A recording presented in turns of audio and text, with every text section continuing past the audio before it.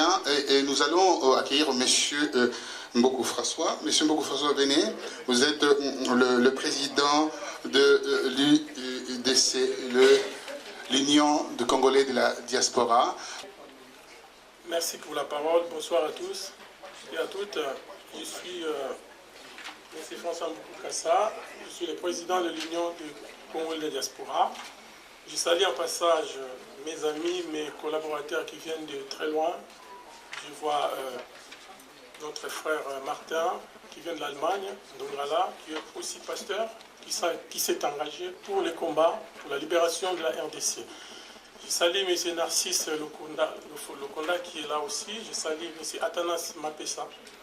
C'est des personnes qui se sont engagées. Je suis venu devant vous étant frère. Je pense qu'on a écouté plusieurs personnes qui sont passées ici, qui ont parlé. Tout a été dit. Je pense que la situation est grave pour notre pays. Notre aîné pasteur Kabongo, qui est parti, que je connais bien, il nous a parlé de perles. Et il nous a parlé aussi du courage. Nous sommes des hommes. Et dans un village, lorsqu'il y a quelqu'un qui arrive pour faire du mal, il faut qu'il y ait des hommes. Le Congo en a assez pleuré. Nous avons pleurniché. L'heure est arrivée maintenant que nous devons nous prendre en charge et travailler pour la libération totale de notre pays. Aujourd'hui, je suis venu devant vous avec beaucoup d'humilité, vous demander juste votre soutien pour que nous puissions avancer ensemble. Vous êtes des perles, vous êtes de l'or. Il faudra maintenant que nous puissions aller pour libérer notre pays. Et moi, j'ai ce courage-là ce soir pour vous dire que je suis prêt. Je demande tout simplement votre aide pour que notre pays soit libéré. Mes frères, mes sœurs, mesdames, messieurs, mesdemoiselles, je tiens d'abord à remercier les organisateurs de ce forum et vous tous qui êtes présents. Mes chers amis, je vais m'exprimer au nom de la diaspora congolaise. Nous avons suivi avec beaucoup d'attention les discours éloquents faits par nos prédécesseurs. Présentement, nous venons rechercher dans le même sens en rapport avec les manifestes violations des droits de l'homme dans notre pays qui est la République démocratique du Congo. Assez de pleurs, assez de viols. Où sont les justes? Les justes sont là pour défendre les causes. Vous êtes des justes. Il faudrait maintenant vous lever pour pouvoir aider cette population. Mais on nous a parlé ce soir du courage. Qui a ce courage pour dire qu'aujourd'hui je dois me mettre debout pour avancer? Vous êtes là, vous êtes des hommes et des femmes capables. Mais nous avons besoin de ces courageux qui peuvent dire que assez de tourniquer à rond, assez de crier dans le riz, assez de pleurer, assez de voir nos filles, nos femmes, nos mamans violées, assez de voir nos frères assassinés devant nos yeux. Et moi, j'ai ce courage ce soir pour vous dire que nous devons aller ensemble. Mais on ne pouvait pas aller ensemble si on n'est pas unis. L'unité prime pour libérer notre pays. Essayons d'être forts, essayons de résister devant la corruption.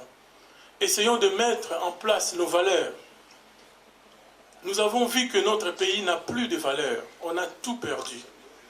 Nous devons baser cette république que nous pensons qui aura lieu demain, ce Congo, ces grands Zaïre.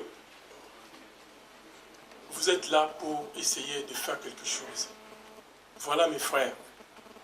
Je suis venu encore devant vous. Vous citer que nous avons un mouvement. Nous sommes dans l'ICD, l'Union de Congolais de la diaspora. On ne va pas tout simplement crier chaque fois, mais nous apportons aussi quelques solutions, quelques propositions. Nous voulons tout simplement que nous puissions avancer ensemble. C'est vrai, il y a des figures, il y a des personnes qui sont là, qui peuvent faire quelque chose. Mais pourquoi nous n'arrivons pas? Parce que nous sommes divisés. Et ce soir, je me permets, avec beaucoup d'humilité, de vous demander l'unité. L'unité fait la force. Martin Luther King a dit, tout simplement, nous sommes obligés de vivre ensemble comme des frères, sinon nous mourrons comme des idiots. Voilà mes frères, je pense que le dialogue doit absolument se tenir à Kinshasa et dans les conditions de neutralité. Ça, c'est parmi nos propositions.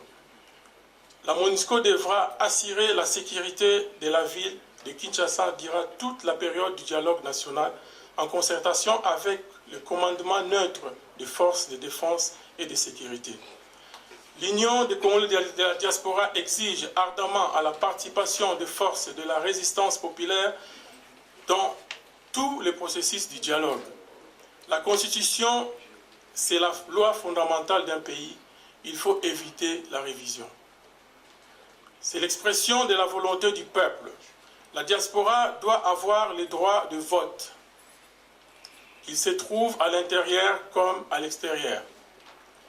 Arrêtez la politique du ventre, la jouissance. Arrêtez d'enseigner comment violer la Constitution au lieu d'expliquer comment la protéger. Joseph Kabila, c'est le nom d'emprunt qu'il porte. Ce monsieur est venu dans notre pays. Nous ne connaissons pas d'où il sort. Mais maintenant, nous avons compris que c'est un imposteur que nous devons chasser de notre pays.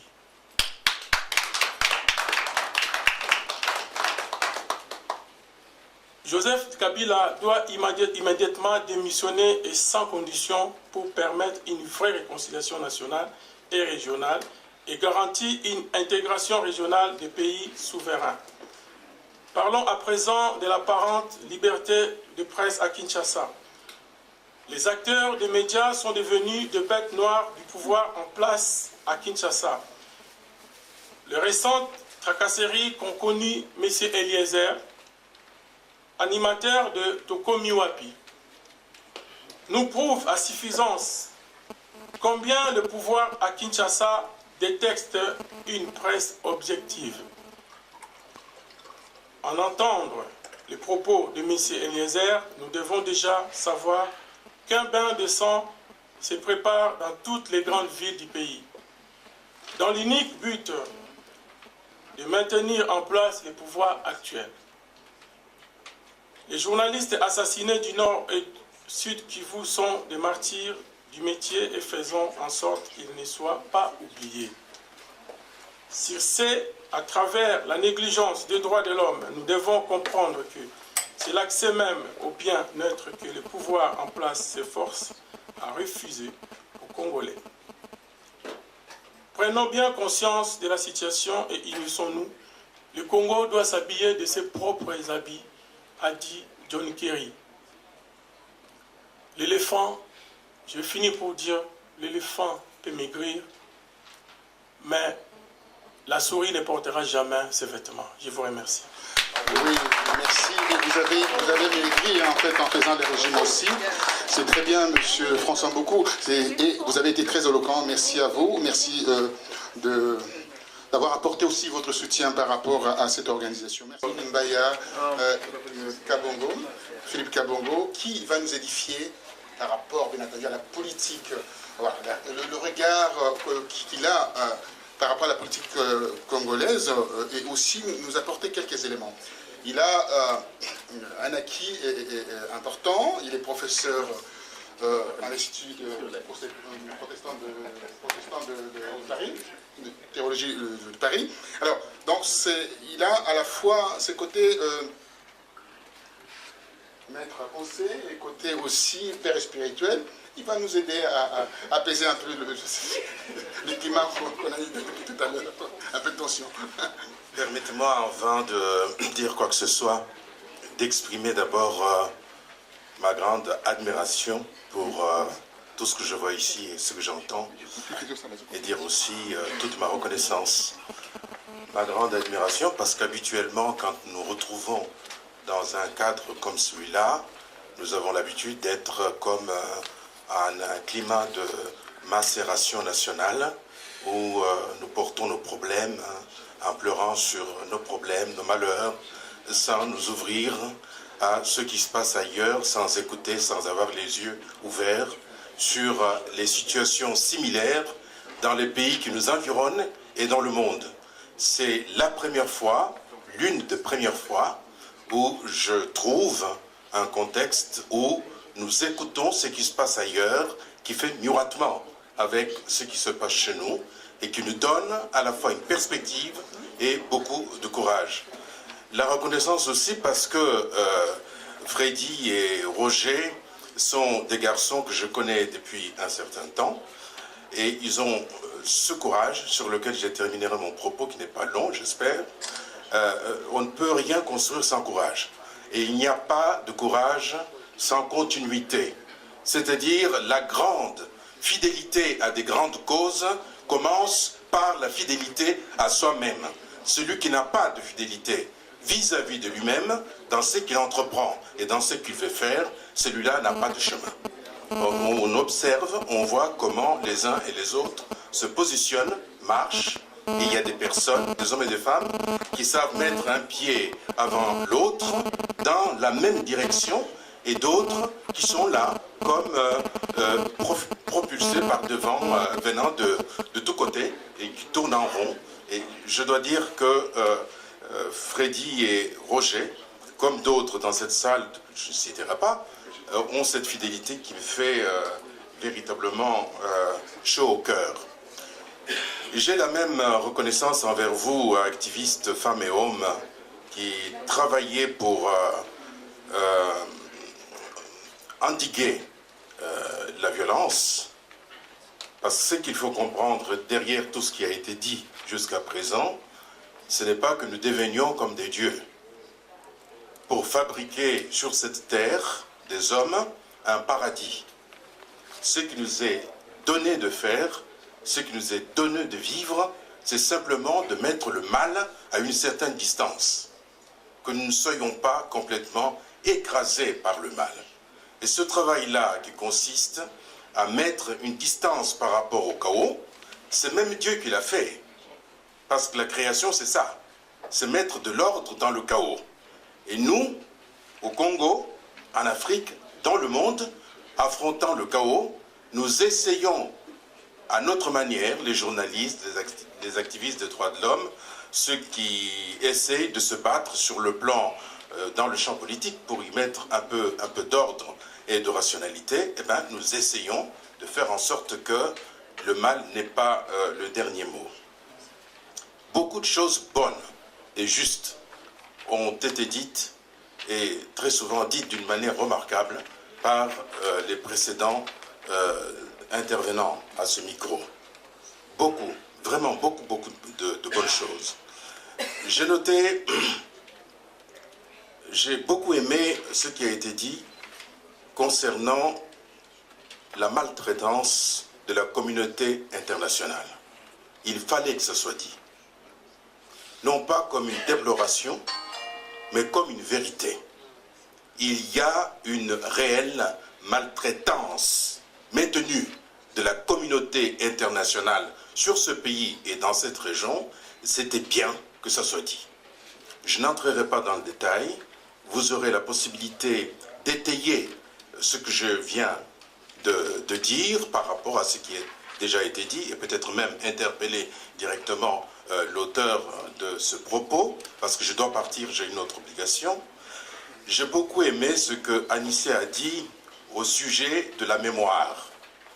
Il est clair que quand on a su faire quelque chose, on saura encore faire cette chose-là. Si on oublie ce qu'on a fait, si on oublie qu'on sait faire quelque chose, alors on ne va nulle part. Tout ce qui a été dit sur l'ONU, la MONUC même, dans les années 60 jusqu'à 64, pendant que la même communauté internationale faisait les mêmes malfaisances. Nos aînés, dans la diversité idéologique qui les caractérisaient ont su se retrouver pour parler, pour esquisser des possibilités d'ouvrir le pays à un certain ordre, à une certaine stabilité. Peut-être que nous avons perdu de vue tout cela, mais c'est comme des socles. Il faut se rappeler qu'il y a cette mémoire. Et cette mémoire est réellement fondatrice pour savoir où nous allons. Madame Baye, je crois, en fait, oui, un peu comme mon nom, c'est le même nom, a dit quelque chose qui m'a frappé, mais je reste mitigé. Ce concernant la CPI. Nous n'avons pas le choix entre le monstre et le démon. Il n'y a pas de choix. Je vous conjure, il faut refuser ce choix. Vous n'avez pas à accepter que nous ayons ce choix entre le démon et le monstre. Ce n'est pas nécessairement parce que, c'est vrai, les structures juridiques dans notre pays sont ce qu'elles sont, que ces choses doivent être faites comme elles se font. En disant cela, je n'ai pas un point de vue complètement pessimiste par rapport à des institutions internationales. Mais permettez-moi de vous dire, j'ai le droit d'avoir un point de vue sceptique. J'ai un point de vue sceptique, et ce point de vue, je ne suis pas de ceux qui sont euphoriques dans l'enthousiasme pour dire ils méritent ce qui leur arrive. Parce que cela m'arrivera. Je ne suis pas de ce camp-là. Je ne suis pas du camp de ceux qui disent de toutes les manières nos institutions. J'ai décalé mon point de vue et j'ai dit nous pouvons nous interroger. Et ce scepticisme par rapport à ce qui se passe à La Haye est proportionnel à la conviction que j'ai. Notre problème, c'est de construire un état de droit. Il n'y a pas plusieurs solutions. Par rapport à ce que le jeune juriste vient de dire tout à l'heure, simplement les droits même d'un journaliste vis-à-vis de son contrat de travail. Comment les faire valoir? Je crois que s'il n'y a pas dans un pays, dans une société, une loi par rapport à laquelle tout le monde se soumet, on ne peut pas espérer construire une société. Je vous ai dit que j'allais être bref, et je termine, parce que tout ce que je pouvais dire a été dit par Paul, par bien d'autres. Mais je commençais par ce petit hommage de reconnaissance et d'admiration. Je vais terminer cela avec une exhortation, avec deux mots. Le premier, c'est le courage. Le deuxième, c'est l'intelligence. Pour que vous compreniez bien ce que je veux dire avec ces deux mots, je fais très rapidement une petite parabole. Il y a des dames dans cette salle. Les bijoux, ce ne sont pas seulement des bijoux en or, il y a aussi des perles. Hein, ma sœur? Et on ne peut pas dire qu'un collier est un collier avec seulement une perle. Un collier est un collier de perles avec l'esthétique que présente un collier parce qu'il y a plusieurs perles. Et quand vous voyez l'esthétique de perles et de colliers dans la sous-région, et même partout en Afrique d'ailleurs, ce n'est pas seulement un collier.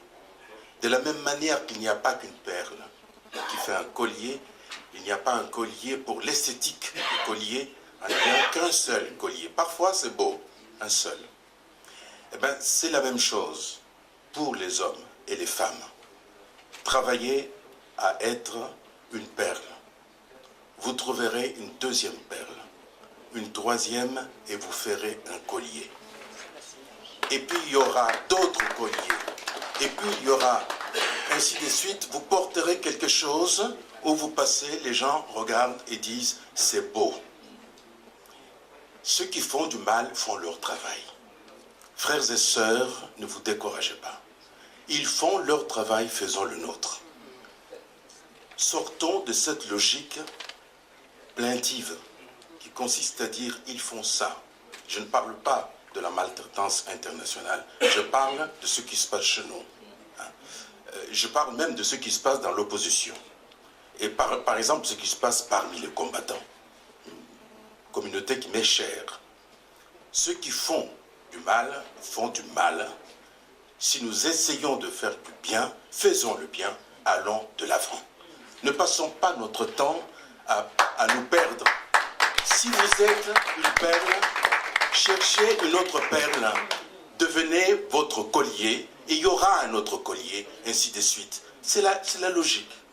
Mais pour faire ça, il faut cette intelligence, bien sûr, qui engage le discernement, mais il faut le courage. Parce que si vous n'avez pas du courage, vous allez mettre votre intelligence à celui ou celle qui a plus de culot. Vous devenez l'esclave de celui qui s'est tapé du poing sur la table. Vous allez devenir un expert. Très souvent, nous sommes des experts des autres. D'ailleurs, des experts bénévoles. Et nous nous en plaignons. Je pense qu'il faut que nous ayons le courage. C'est mon grand frère ici qui a dit, si la situation historique vous oblige à prendre des armes, prenez-les. Je ne dis pas, prenez-les et partez. Prenons-le et je suis avec vous. Moi. Je ne parle pas de quelqu'un d'autre. Je vais citer un philosophe qui m'est cher, un Français d'origine juive, c'est Vladimir Yankelevitch. Si vous avez la possibilité de noter ce nom, notez-le, Yankelevitch. Le courage n'est pas le courage de l'acte que j'ai fait dans le passé. Ce n'est pas le courage de l'acte que je ferai demain. Le courage, c'est ici et maintenant, séance tenante. Et il n'est pas demandé à quelqu'un d'autre d'avoir le courage. C'est le mien qui est engagé. Donc si on est en train de tuer une femme là, à la porte, je ne vous dirai pas, frères et sœurs, sortons, sauvons. Moi-même, je sauterai là pour empêcher le meurtrier de faire ce qu'il sait faire. C'est ça le courage. N'attendez pas que d'autres soient courageux pour que vous soyez courageux. Ayez le courage de vous dresser. En fait, c'est la même logique d'être une perle.